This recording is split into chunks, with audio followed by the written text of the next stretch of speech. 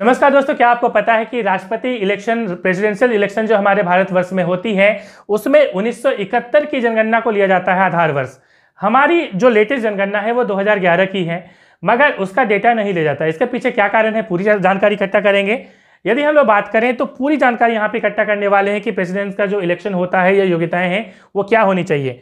फिलहाल हमारी जो राष्ट्रपति हैं वो श्रीमती द्रौपदी मुर्मू जी हैं। अब देखिए, हम यदि बात करें संविधान के भाग 5 में पार्ट 5 ऑफ इंडियन कॉन्स्टिट्यूशन जो है वो क्या है, तो इसमें द यूनियन के बारे में चर्चा की गई है। यूनियन का मतलब है संघ।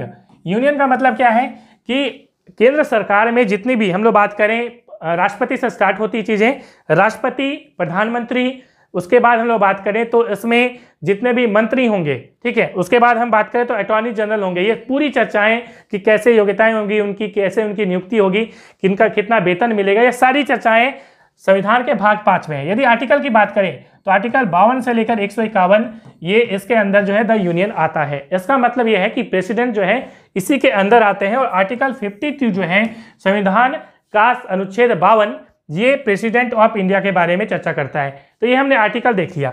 अब हम लोग बात करेंगे आखिर यहाँ पे जो प्रेसिडेंट का इलेक्शन होता है उनमें योग्यताएं क्या होनी चाहिए। तो यहाँ पे 4 बातें लिखी गई हैं। पहली चीज कि वो भारत का नागरिक होना चाहिए, ठीक है। कई बार शब्द आते हैं कि मूल रूप से नागरिक, मूल रूप ऐसा कोई शब्द नहीं लिखा गया है, साफ साफ लिखा गया है कि वो भारत का नागरिक होना चाहिए।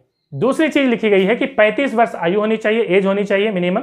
उसके बाद जो तीसरी चीज होनी चाहिए वो लोकसभा सदस्य बनने की योग्यता होनी चाहिए। लोकसभा सदस्य होना नहीं चाहिए, योग्यता उनमें होनी चाहिए कि वो लोकसभा सदस्य बन सके। और चौथी चीज कि कोई प्रॉफिट जो है वो होल्ड ना करे, ठीक है। ये यहाँ पे वो साफ साफ यहाँ पे लिखी गई है। अब देखिए, इतना तो हमने योग्यता के बारे में देख लिया। अब कैसे इनका चुनाव होता है उस पर बात कर लेते हैं। देखिए, इसके लिए होता क्या है, एक इलेक्टोरल कॉलेज होता है। इलेक्टोरल कॉलेज का मतलब यह होता है कि एक ग्रुप है जो क्या करेगी, राष्ट्रपति का चुनाव करेगी। अब इस ग्रुप में कौन कौन होंगे ये हमें जानना बहुत जरूरी है। देखिए, इसमें क्या होता है कि लोकसभा और राज्यसभा के जो इलेक्टेड मतलब निर्वाचित, जिनको हम लोग चुनते हैं, ठीक है, क्योंकि हमें पता है कि इसमें मनोनीत भी होते हैं। जैसे राष्ट्रपति, हम लोग राज्यसभा की बात करें, लोकसभा की बात करें तो इसमें मनोनीत सदस्य भी होते हैं। बट मनोनीत मतलब नॉमिनेटेड को इसमें नहीं लिया जाता, बल्कि इसमें किसको लिया जाता है, तो इसमें इलेक्टेड को लिया जाता है। इसके पीछे मैंने कारण भी बताया था आपको पिछले वीडियो में, क्योंकि नॉमिनेटेड जो है वो राष्ट्रपति ही करते हैं, इसलिए नॉमिनेटेड को नहीं लिया जाता। क्योंकि यदि राष्ट्रपति उसको नॉमिनेट कर रहे हैं तो वो चुनाव में क्या राष्ट्रपति को ही ना वोट देगा, इसलिए नॉमिनेटेड को इसमें नहीं लिया जाता। तो इलेक्टेड मेंबर ऑफ क्या हमने बोला, लोकसभा और राज्यसभा। उसके बाद हम लोग बात करें तो जितने भी स्टेट हैं उनके जो इलेक्टेड एमपी होंगे, ठीक है। इलेक्टेड एमपी का मतलब इलेक्टेड जो एमएलए होंगे, ठीक है, मेंबर लेजिस्लेटिव असेंबली जिसे हम कहते हैं। तो जो विधानसभा होती है, राज्यों में जो विधानसभाएं होती है, लेजिस्लेटिव असेंबली होती है, उनके जो इलेक्टेड मेंबर होंगे, जो निर्वाचित होंगे, वो यहाँ पे वोट देंगे। और तीसरा क्या होता है, चूंकि हमें यह पता है कि हमारे भारतवर्ष में स्टेट तो है ही, स्टेट के साथ साथ यूनियन टेरिटरीज भी हैं, केंद्र शासित प्रदेश भी है। तो केंद्र शासित प्रदेश में सिर्फ 2 केंद्र शासित प्रदेश को लिया जाता है, जिसमें दिल्ली और पुदुचेरी। तो दिल्ली और पुदुचेरी के जो एमएलए होंगे, इनके जो इलेक्टेड एमएलए, ठीक है, जो निर्वाचित एमएलए होंगे, वो भी इसमें भाग लेते हैं। तो ये 3 लोग यहाँ पे भाग ले रहे हैं। एक तो एमएलए की हम लोग बात कर रहे हैं, जितने भी हमारे भारत में स्टेट हैं उनके एमएलए।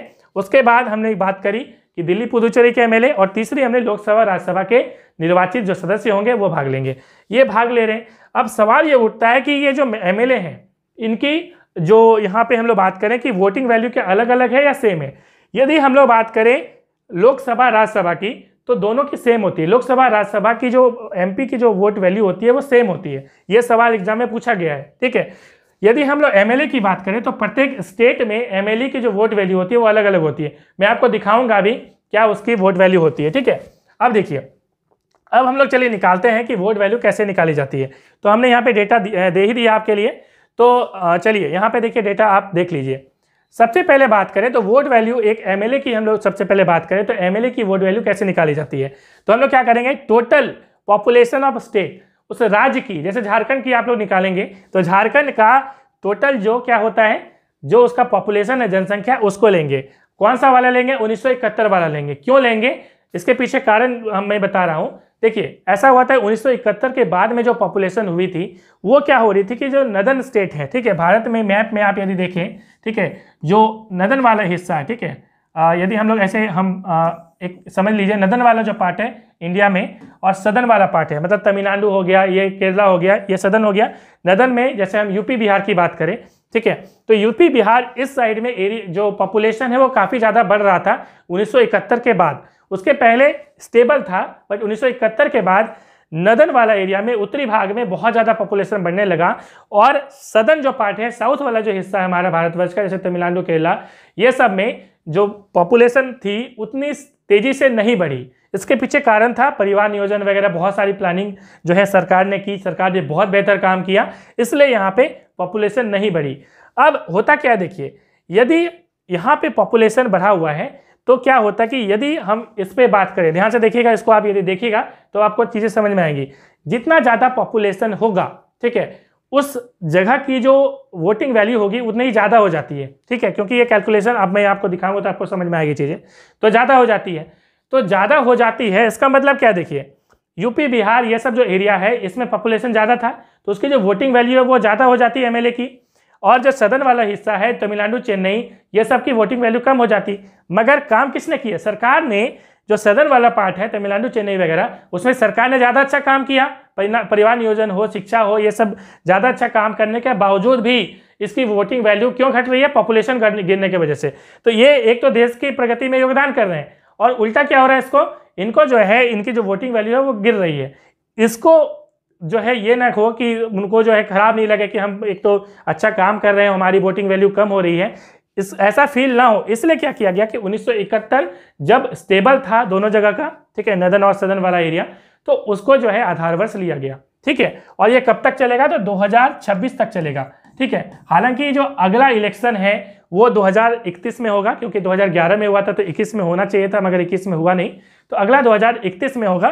तो 2026 तक ये चलेगा, मगर चूंकि अगला इलेक्शन 2031 में होगा, इसलिए 31 तक तो ये खींचेगा ही, ठीक है। तो आपने ये चीज़ें समझ ली। अब आगे हम लोग बात करें कि आगे इसमें क्या चीज़ें हैं, चलिए देख लीजिए। हमने बोला कि वोट वैल्यू एमएलए की क्या होनी चाहिए, तो total population of state by total number of elected MLA in the state, ठीक है। तो जो स्टेट होगा, जो स्टेट असेंबली होगी, जो विधानसभा होगी, उसमें जितने भी एमएलए चुन के जाएंगे, इलेक्टेड होंगे, उनसे डिवाइड कर देंगे, ठीक है। और टोटल पॉपुलेशन जो स्टेट होगा वो इंटू 1/1000 करेंगे। आप समझ गए, तो ये है इसकी जो है फॉर्मूला। आगे हम लोग बात करें एमपी की, तो एमपी की कैसे निकालते हैं, तो total value of votes of all MLAs of the state, जितने भी हमारे भारत में जितने भी एमएलए हैं, चाहे वो जितने भी राज्य हैं, उसके बाद यूनियन टेरिटरीज हैं, सबको जोड़ देंगे, ठीक है। उसके बाद डिवाइड कर देंगे total number of elected members of parliament. Parliament मतलब Lok Sabha plus Rajya Sabha, total number of जो है उसको हम लोग क्या कर देंगे, इसे डिवाइड कर देंगे। तो ये क्या निकल जाएगी, तो एक एमपी का जो है वोट वैल्यू निकल जाएगी।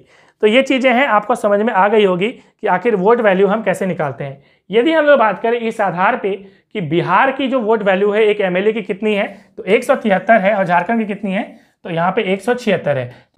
साथ ही यदि आप झारखंड बीएड एग्जाम की तैयारी कर रहे हैं तो ये बुक आपके लिए बहुत ज़्यादा इंपॉर्टेंट है, जिसमें आपको मिलने वाले हैं 2 प्रीवियस ईयर के सेट, साथ ही साथ यहाँ पे मिलने वाले हैं 2000 प्रश्न जो कि टॉपिक वाइज दिए गए हैं, और इसके जो बाई लिंक है डिस्क्रिप्शन में दे दूँगा, आप जाके वहाँ से खरीद सकते हैं।